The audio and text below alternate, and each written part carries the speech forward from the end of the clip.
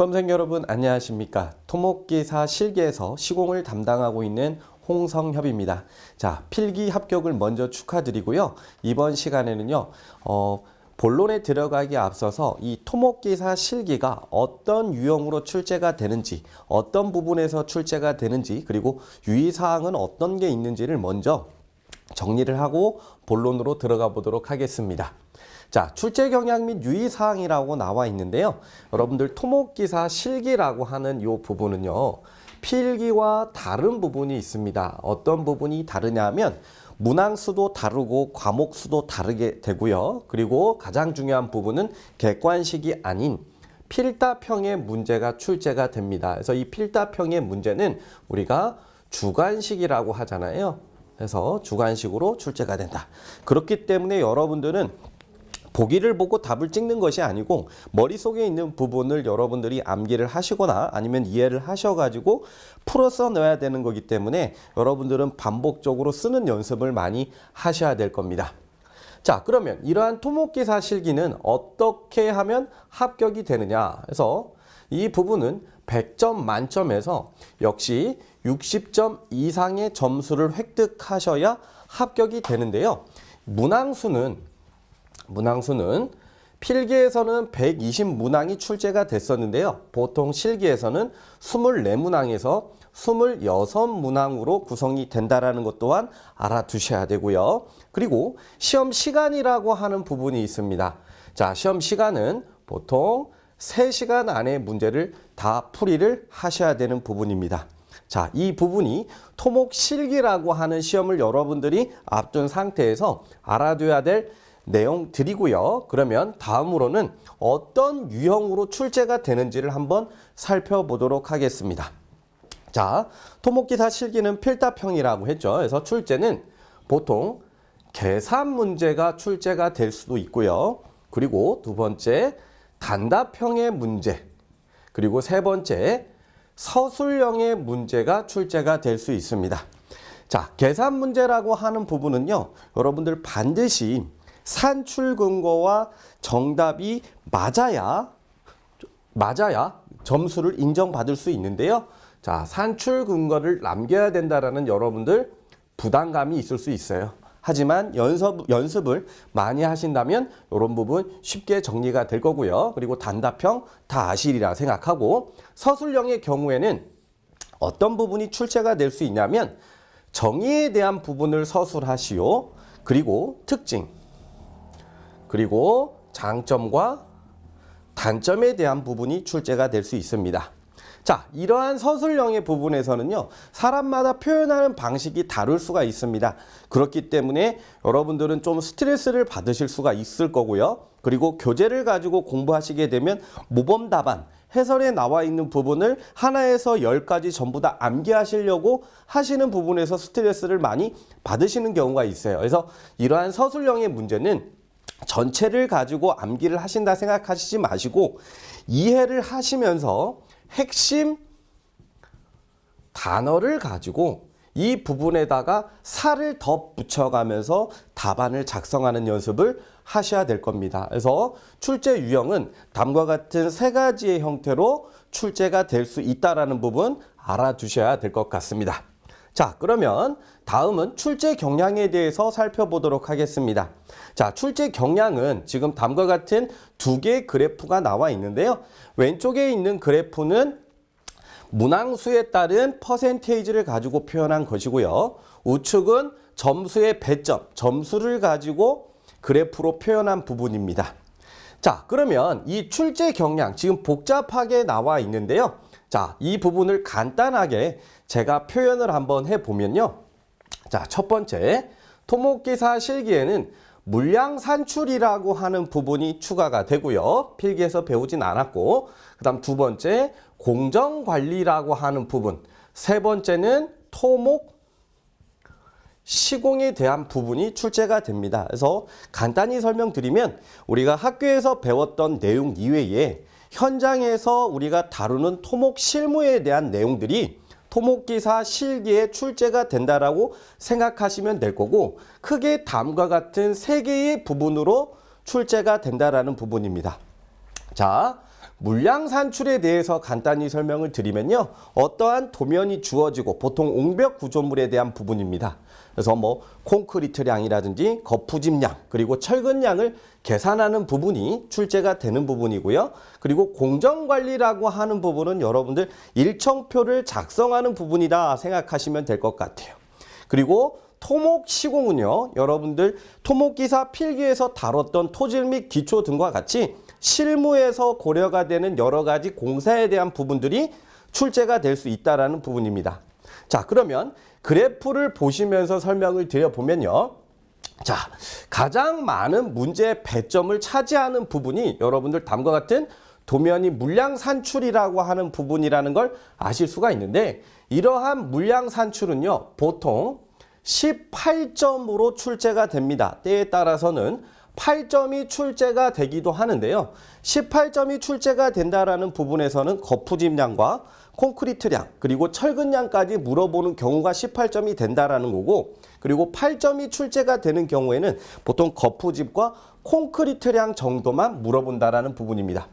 그리고 그 다음 배점이 많은 부분에서는요. 이 공정관리와 품질관리 이 부분을 우리는 한데 묶어서 우리는 공정관리라고 하는데, 이 부분이 배점 부분이 크다라는 것 또한 확인하실 수 있습니다. 그래서 이 공정관리의 경우에는 보통 10점에서 12점 정도가 출제가 된다라는 거 아실 수가 있어요. 그래서 1번과 2번 물량 산출과 공정관리 이 두 가지의 문제만으로도 여러분들은 공부를 열심히 하신다면 30점의 배점을 얻을 수 있다라고 여러분들 판단을 하실 수가 있을 겁니다. 그리고 토목 시공에 대한 경우에는요. 어떤 부분이 있냐면 간단히 보시면 여기 뭐 집안조사, 연약집안, 토질공, 얕은 기초, 깊은 기초 등등등으로 나타낼 수 있는데, 이 부분은 우리가 토질 및 기초공에서 배웠던 토질 및 기초요. 필기에서 배웠던 이 부분이 바로 이만큼 차지한다라는 걸 알 수가 있어요. 그래서 대략 토질 및 기초공이 대략 30점 이상이 출제가 된다라는 걸 아실 수가 있을 거고, 그 이외에 터널공, 그 다음 암석 및 발파공, 교량, 암거, 그리고 댐, 항만, 그리고 포장공의 경우에는 배점의 정도가 낮다라는 걸 알 수가 있어요. 대략 한 문제 안 나오는 경우도 있고 한 문제에서 두 문제 정도 나온다 생각하시면 될 거예요. 그리고 배점은 그리 크진 않지만 단골로 자주 나오는 부분이 있는데요. 그 부분은 다음과 같이 배합 설계, 콘크리트, 그래서 원래 배합 설계는 콘크리트 공 안에 있다라고 생각하시면 되고요. 그리고 건설기기와 토공, 그래서 요 네 부분은 반드시 출제가 되는 부분입니다. 제가 이렇게 이제 나눠놓은 이유는 여러분들이 앞으로 토목기사 공부를 하고 합격을 하기 위한 전략을 여러분들이 잡아야 되는데요. 계획을 세워야 되는데요. 자, 이 부분에서는 우리가 어떻게 공부를 하시면 보다 쉽게 토목기사를 취득할 수 있을까라는 부분인데요. 자, 정리를 좀 해드리면요. 자, 크게 세 가지 부분으로 나눌 수가 있었어요. 자, 그 중에 물량 산출과 공정관리 요 두 부분의 합 점수가 30점이나 차지한다라고 했습니다. 그렇기 때문에 이 부분은 가장 배점이 많은 두 부분이기 때문에 절대 틀려서는 합격을 하지 못한다라고 생각을 하셔야 돼요. 그래서 반드시 여러분들은 시간 투자를 하고 실수를 하지 않게끔 열심히 공부를 하셔야 되는 부분이에요. 그리고 토목 시공 부분에서는 이 토질 및 기초공, 우리가 필기에서 배웠었던 부분이 그대로 나오는 경우도 있고 좀 더 깊이 있는 내용이 나올 수도 있는데, 이 부분에서는 여러분들이 출제가 많이 된다면 오히려 부담이 덜 되실 거예요. 이미 공부를 했었던 부분이기 때문에. 그렇기 때문에 토질 및 기초공을 중심으로 공부를 하시고, 그리고 자주 나오는 문제 어떤 부분이냐면 토공, 그리고 건설기계, 그리고 콘크리트, 배합 설계와 같이 고려를 한 콘크리트예요. 그래서 이 부분에 대한 부분을 어느 정도 정리를 하시고 나머지 기타공, 터널공, 암석 발파, 교량, 그리고 댐, 그리고 포장공은 출제가 많이 되지 않기 때문에 기존에 출제가 됐던 문제를 기준으로 여러분들이 공부를 하신다면 보다 쉽게 토목기사를 취득하실 수 있을 거라고 저는 판단을 합니다. 그리고 공부를 하는 이제 과정에 있어서 이 그 출제 경향 자체가, 출제 유형 자체가 이 계산 문제가 출제가 될 수도 있고, 추가적으로 서술형, 죄송합니다.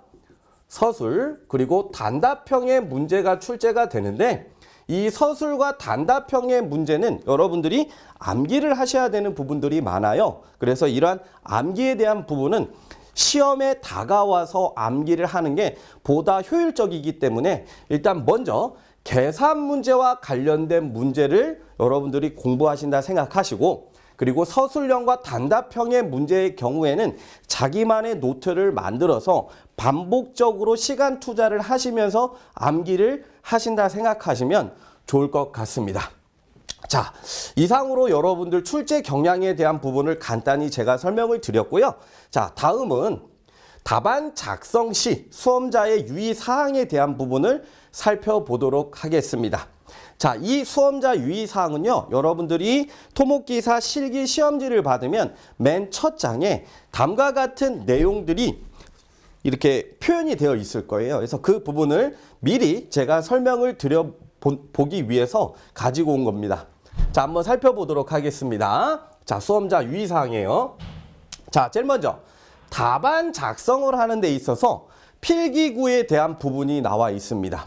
자, 필기구는 우리는, 자, 답안 작성입니다. 필답형의 시험이기 때문에 우리가 펜으로 작성을 해야 됩니다. 그래서 여러분들은 연필로 작성하시면 안 되고요. 반드시 볼펜으로 작성을 해야 되는데요. 이 볼펜도 여러 가지 색을 사용하면 안 되고요.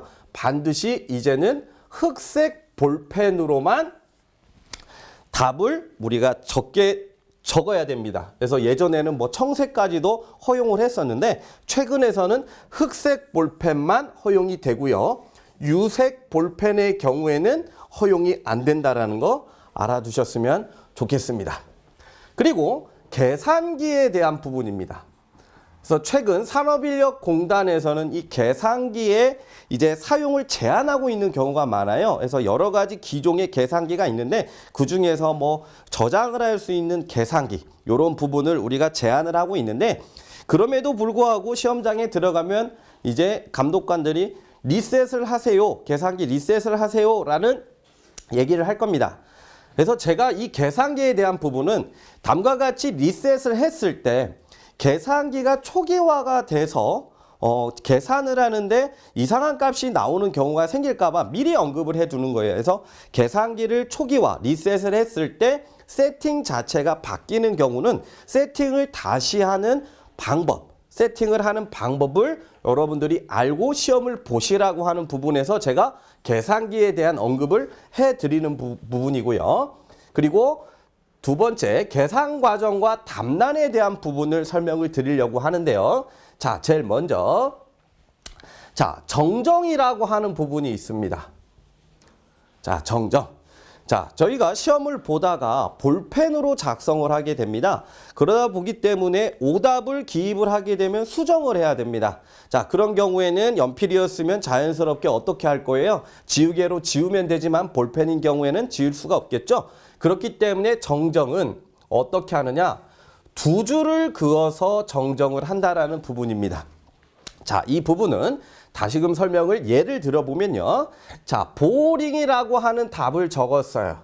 자, 근데 이 보링을 제가 착각해서 잘못 적은 거예요. 원래 답은 사운딩이었어요. 그럴 때는 어떻게 한다? 두 줄을 요렇게 그어서 정정을 한다라는 거예요. 그래서 제가 시험 볼 때는 두 줄도 긋고 감독관한테 손을 들어서 감독관의 도장, 날인을 받은 경우에만 정정으로 확인이 될 수가 있었는데, 이제는 두 줄을 그어서 옆에다가 그냥 사운딩이라고 이렇게 정리를 하면 아, 정정을 했구나 라고 감독관, 채점관이 이해를 할 겁니다. 그리고 두 번째, 산출 근거에 대한 부분인데요. 이 산출 근거는 보통 계산 문제에서 반드시 계산된 값이 어떻게 나왔는지를 표현하는 근거가 되는 부분입니다. 그래서 이 산출 근거가 없는 경우, 오로지 답만이 표기가 된 경우에는 오답으로 인정을 하게 됩니다. 그렇기 때문에 계산 문제에서는 산출 근거가 반드시 동반이 돼야 된다는 거 알아두셔야 될 거고요.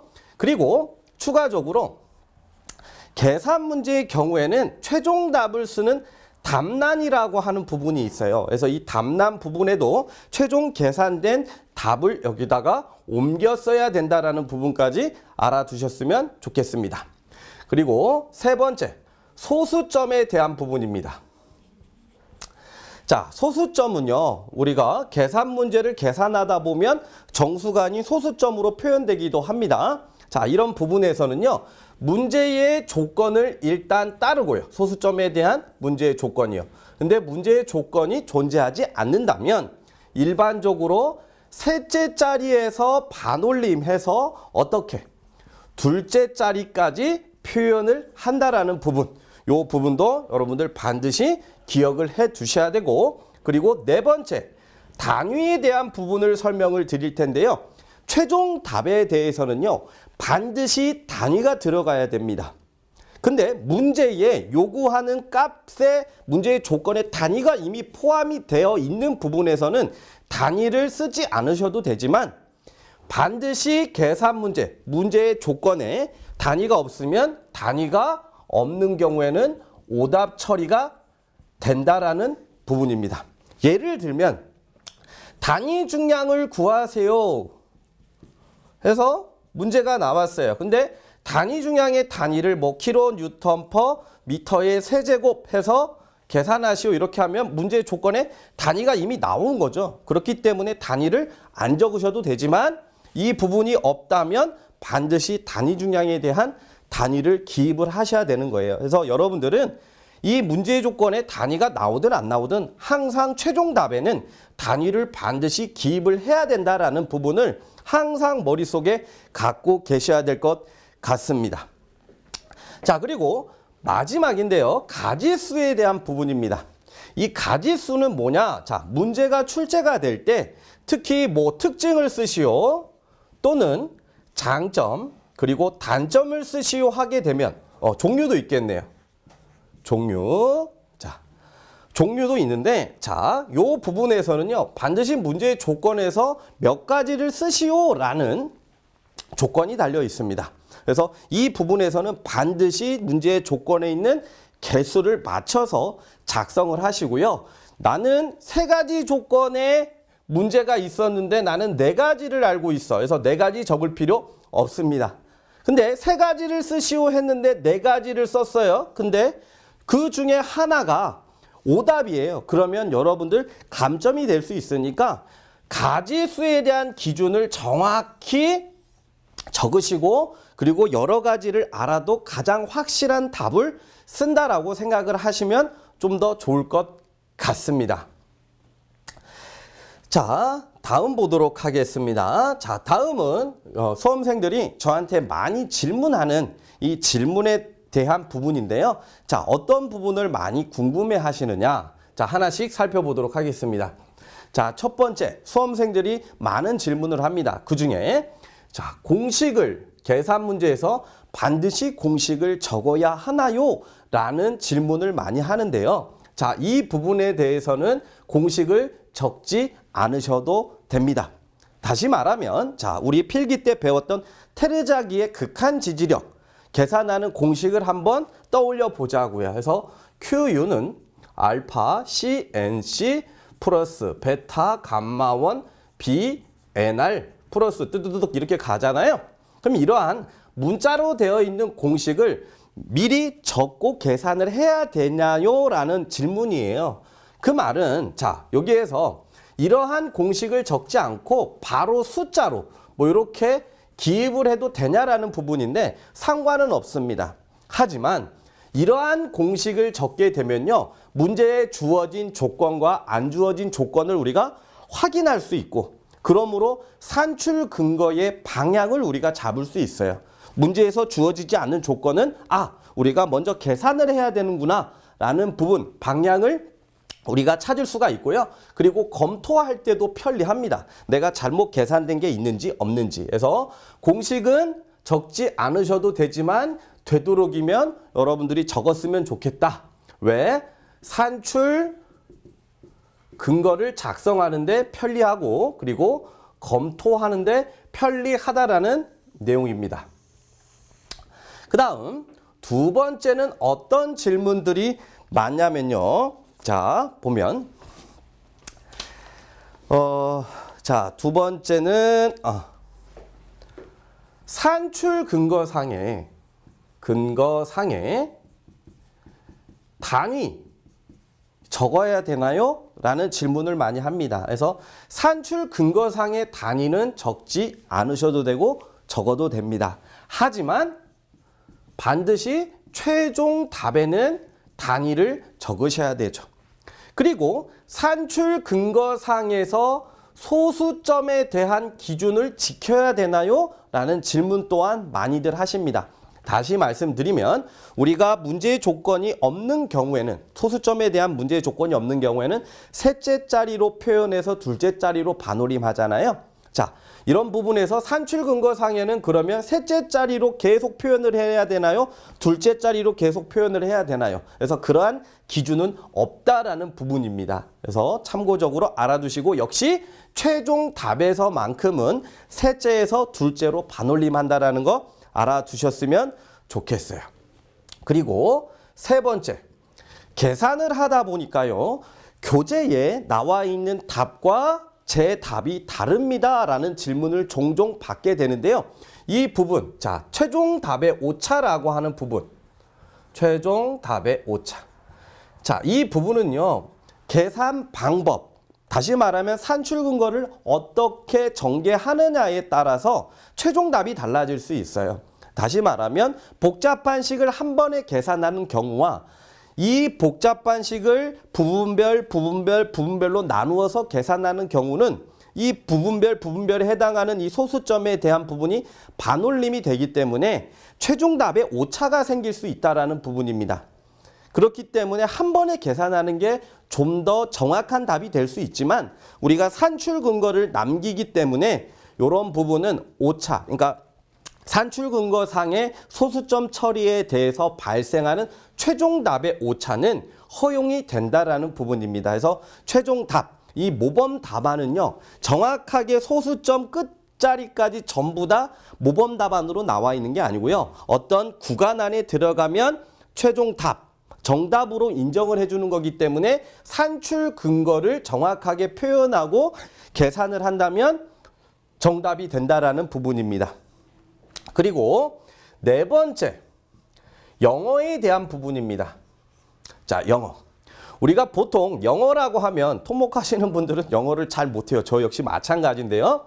자, 답이 단답형에서 답이 영어로 된 답입니다. 이런 경우에는 꼭 영어로 표기해야 되나요? 라는 질문을 많이 하시는데요. 그럴 필요가 없습니다. 한글로 발음과 관련해서 우리가 표현을 하면 된다라는 거고요. 그리고 추가적으로 다음과 같은 영어로 된 답을 이니셜로 표현하는 경우에도 이니셜로만 표현하셔도 크게 문제가 없다라는 겁니다. 예를 들면요. 여러분들 프리 스트레스 콘크리트라고 하는 답이 있습니다. 자, 이 부분을 한글이 아닌 영어로 작성한다라고 생각을 한번 해보세요. 그래서 프리 스트레스 콘크리트 이런 식으로 가는데 영어로 적게 되는 경우에는 스펠링 하나만 틀리면 오답으로 인정이 될 수 있어요.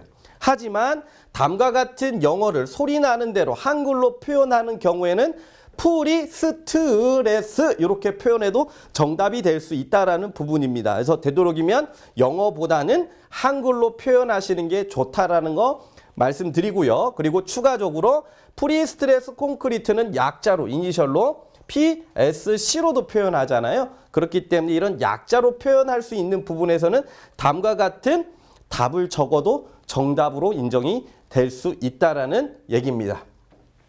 그리고 마지막으로 가장 수험생들이 많이 물어보는 문제가 있어요. 부분이 그게 뭐냐? 부분 점수가 있나요? 자, 이 부분 점수에 대한 부분은요. 제가 판단할 수 있는 부분이 아닙니다. 원래 부분 점수는 존재하지만 출제자의 주관이 들어가기 때문에 정확한 답변을 드리기가 어렵습니다. 하지만 이러한 부분 점수는요, 우리가 보통 가지수를 요하는 문제, 그리고 한 문제에서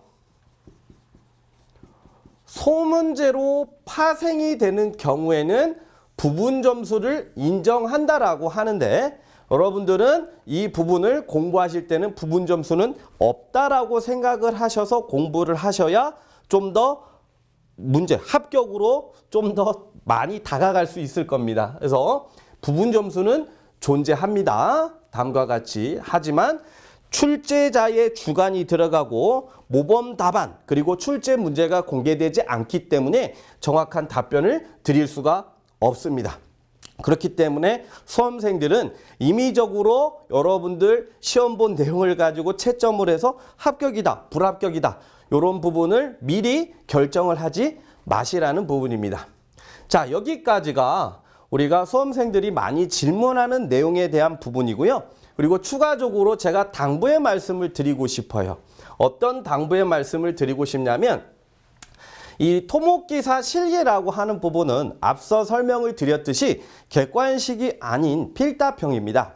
그래서 머릿속엔 있지만 표현을 하는 게 가장 어려울 거예요. 그렇기 때문에 많이 써보고 그리고 자기만의 답으로서 정리를 하셔서 자꾸 쓰는 연습을 하셔야 문제를 푸는데 쉽게 풀이가 될 거예요. 그렇기 때문에 반복학습이 중요하다. 그래서 무조건 암기하시려고 하지 마시고 여러 가지 내용도 찾아보시고 그림도 찾아보시고 아니면 인터넷도 찾아서 머리에 자극을 주면서 공부를 하시는 게 가장 좋다라고 생각을 하고요. 그리고 당부의 말씀, 자, 시간 관리를 하자라고 하는 당부의 말씀을 드리고 싶습니다. 자, 시간 관리, 우리가 보통 시험은 3시간 동안 시험을 봅니다. 근데 자, 우리가 보통 수험생들은 연필, 샤프로 먼저 답을 작성하셨다가 그리고 어떻게 볼펜으로 옮겨 쓰게 되는데요.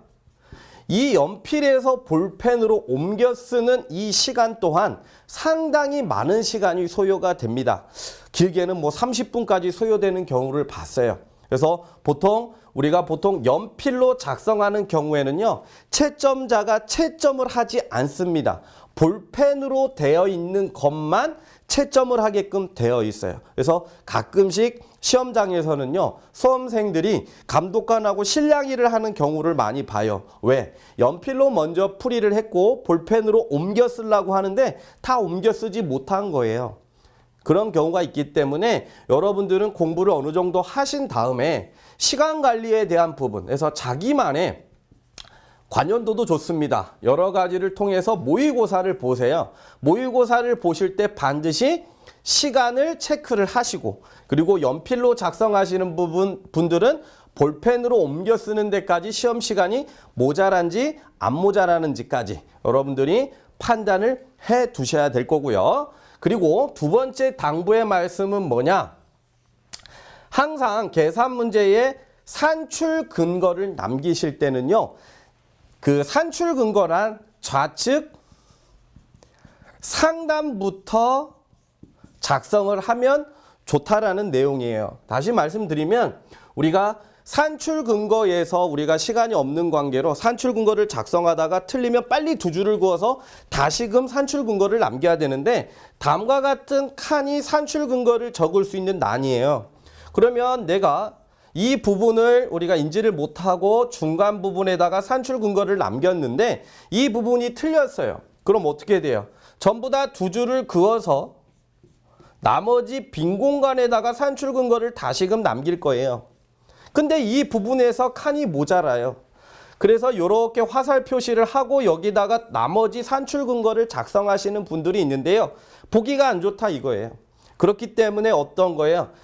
항상 산출 근거를 남길 때는 좌측 상단부터 산출 근거를 남기시다가 틀리게 되면 정정을 다음과 같이 이렇게 하시고 나머지 공간에다가 산출 근거를 남기시면 자연스럽다라는 부분입니다. 자, 이 부분 뭔 말인지 이해가 되셨으리라 생각하고, 그리고 세 번째, 글씨입니다. 글씨. 자, 글씨를 사용함에 있어서, 글씨를 씀에 있어서 나는 내 글씨이기 때문에 어떤 표현인지 이해할 수 있지만 이 글씨, 내가 표현한 답안은 내가 아닌 감독, 채점자가 볼 거예요. 그렇기 때문에 이쁘면 이쁠수록 더욱 좋겠죠. 네, 그래서 글씨에 대한 부분 여러분들 좀 신경을 써 주셨으면 좋겠고요. 그리고 네 번째, 볼펜입니다. 자, 볼펜을 사용을 하게 되는데요. 흑색 볼펜이라고 했어요. 여러분들 문구점 가면 요즘은 그 볼펜을 판매하는 공간에 볼펜을 직접 써보고 우리가 구입할 수 있는 어떠한 공간이 마련이 되어 있잖아요. 그래서 자기한테 잘 맞는 볼펜을 선정하는 게 가장 좋을 것 같습니다. 다시 말하면 예를 들어서 11.11이라는 답을 연필로 풀었어요. 이 부분에다가 볼펜으로 옮겨 쓴다고 11.11이라고 이렇게 적어요. 그 다음 연필로 된 부분을 지운다라고 해서 지웠는데 이 볼펜이 볼펜똥이 많은 볼펜이요. 그러다 보면 이 점 자체가 이렇게 번져서 소수점이 일자로 보이는 경우가 있어요. 그렇기 때문에 볼펜에 똥이 생기지 않는 볼펜, 자기만의 볼펜을 구입을 하시는 걸 추천드리고요. 마지막으로 자, 이제 여러분들 공부를 열심히 하셔야 되는데 제가 한 말씀만 드리겠습니다. 누구나 뭘 할 수 있다. 실수는 할 수 있습니다. 하지만 이 실수가 여러분들의 토목기사 실기, 합격에 영향을 줄 수가 있습니다. 그렇기 때문에 이 실수를 줄여야 돼요. 실수를 줄이기 위해선 반복적으로 공부를 하셔야 되는데 이러한 실수는 여러분들 실력이다 라고 생각하시고 공부를 하셔야 될 것 같습니다. 그래서 실수가 적어지면 그만큼 실력은 상승된다라는 걸 의미한다라는 내용이에요. 자, 여기까지가 출제 경향과 그리고 주의사항에 대한 부분이고요. 이제 다음 강의부터 이제 강의가 진행이 될 텐데, 자, 최근에 출제됐었던 문제 이외에 아주 오래된 문제 또한 출제가 되니까 최근 출제된 문제를 기준으로 먼저 학습을 하신다 생각하시고 그 내용이 어느 정도 해결이 되면 오래전에 출제가 됐었던 부분까지 공부를 하신다 생각하시면 될 것 같습니다. 자, 여기까지입니다.